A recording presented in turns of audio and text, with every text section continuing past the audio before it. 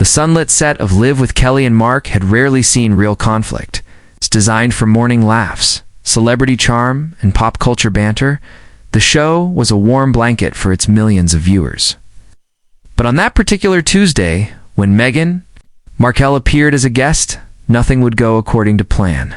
It's promoted as a lighthearted conversation about motherhood, wellness, and her new podcast. The segment took a sharp left turn before the second commercial break.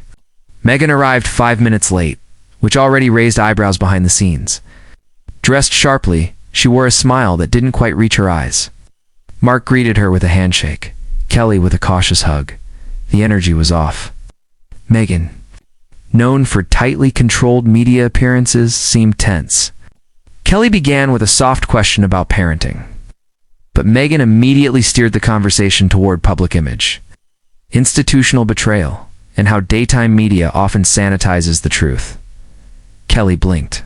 Mark raised an eyebrow. Chuckled, uncertain whether she was joking. She wasn't. Kelly Ripa tried to steer things back toward fluff. You know, I think our viewers are really curious. How do you manage motherhood with everything else? Meghan's reply was almost confrontational. It's funny how people think I need to manage anything. I don't juggle. I build. Her tone was sharp, confident, but it felt like a jab. Mark tried to lighten the air with a joke. Well, I juggle coffee and emails and kids, and usually drop at least one. The crowd laughed. That's the problem, she said.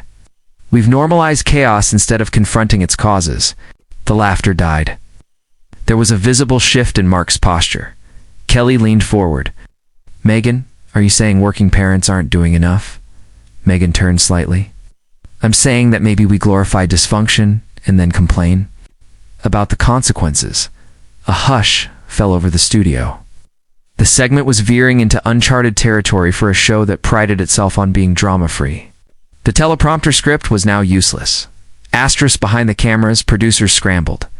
One gestured to cut to break, but the director shook his head. They needed a clean transition.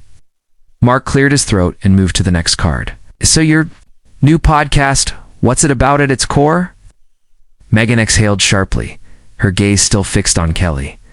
It's about reclaiming voice, especially in spaces where women have been silenced or softened to fit comfort zones. Kelly smiled tightly. Sounds powerful. We love voices here.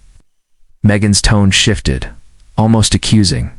Because I don't see many women of color leading daytime talk. The room froze. Kelly's eyes widened. We've had dozens of incredible women on guests, Meghan interrupted. Not hosts. It wasn't just a statement. It was a challenge. The audience shifted uncomfortably. Mark held up a hand. Okay, let's talk solutions, not salvos. Do you want to see change? Meghan crossed her legs, unfazed. Everything.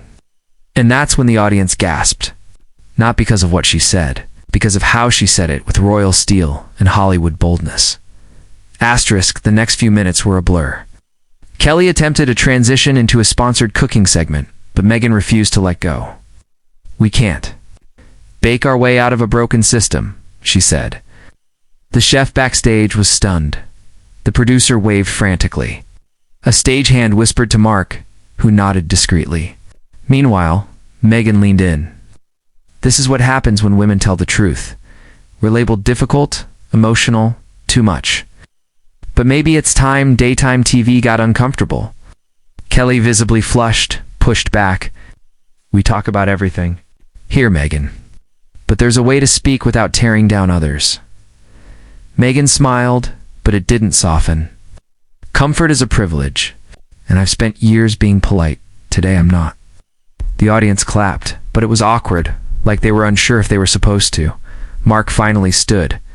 We appreciate your passion, truly, but we also have a show to run. Meghan stood as well, and I have a voice to use. A full-blown standoff was underway. Asterisk at that moment, a voice crackled in Mark's earpiece. We're cutting her, the executive producer said. Mark nodded. Meghan, we're going to wrap here, thanks for coming. Kelly rose with him, her expression strained but poised. Meghan hesitated, her body half turned toward the audience. "This is what happens," she said, eyes scanning the crowd, when a woman refuses to play along without waiting for a cue. She walked off stage. The cameras stayed on Kelly and Mark, both stunned. Kelly attempted to close the segment. "We'll be right back with muffins." The crowd laughed nervously. The camera cut to commercial. Backstage, chaos exploded. Meghan's team was furious. Staff tried to escort her to her car, but not before a TMZ stringer captured video of her leaving the building with a glare that could slice glass. It hit the internet in under 20 minutes. The reaction was immediate. Hashtag Meghan storms off and hashtag Kelly vs Meghan trended within the hour. Twitter, TikTok, and Instagram lit up with commentary. Some praised Meghan for disrupting the blandness of mourning media, while others accused her of ambushing a harmless platform for attention. On Reddit, a leaked clip of the off-air confrontation between Meghan's publicist and a live producer gained traction. ABC issued a vague statement about creative differences during live taping. Meanwhile, Meghan's team dropped an Instagram story, "Silencing women doesn't make you strong, it makes you scared." The internet was now on fire. Morning talk shows covered the fallout. Late night made jokes. "Meghan Markle walked into live and left it in ruins," quipped one host. And for the first time in life's history, issued an apology the next day, not to Meghan, but to viewers for the breakdown of tone. Kelly Ripa returned to the show the next morning, visibly rattled but defiant. "We love having strong voices," she said, "but there's a difference between speaking up and steamrolling a conversation." Mark chimed in, "We support passionate guests, but this is a show, not a battleground." Their audience gave them a standing ovation. Meanwhile, Meghan did a sit-down interview with a major podcast where she addressed the clash directly. "Knew what would happen if I didn't play sweet? I did it anyway." She framed the walkout as deliberate a refusal to conform to surface-level civility. It split the public down the middle. Was she brave or calculated? Visionary or just combative? What no one could deny, the moment had become cultural canon. A viral implosion that exposed the fragile etiquette of public conversations. Producers at other daytime shows took notice. Future celebrity interviews were rewritten, pre-briefed, and heavily sanitized. Agents sent guest questions in advance, with writer clauses protecting against combative framing. Some saw it as censorship, others saw it as survival.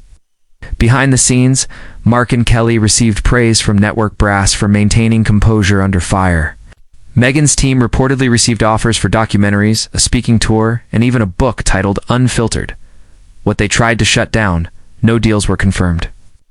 But the idea that this one incident could redefine how morning shows interact with celebrities began to take hold.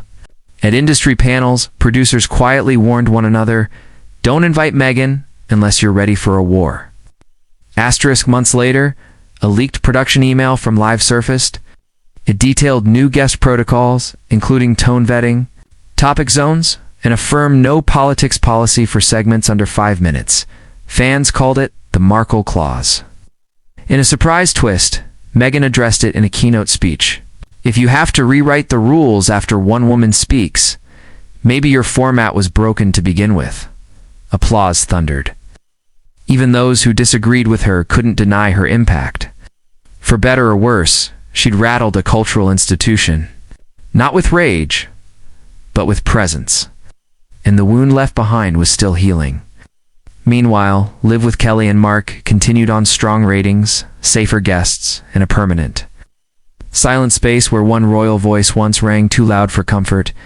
In the end. The Meghan Markle clash didn't destroy anyone, but it revealed everyone. It exposed how morning TV still demands pleasant smiles and gentle laughter, and what happens when someone refuses to comply. Meghan didn't shout. She didn't throw a tantrum. She simply didn't bend, and that, more than anything, caused the system to flinch. Mark and Kelly proved themselves as calm captains, steering through a storm. Meghan proved herself as a lightning bolt, unwilling to dim, and viewers, they were left rethinking what Live really meant. Because sometimes, when the cameras are rolling, truth shows up uninvited. and it doesn't wait for a cue to speak.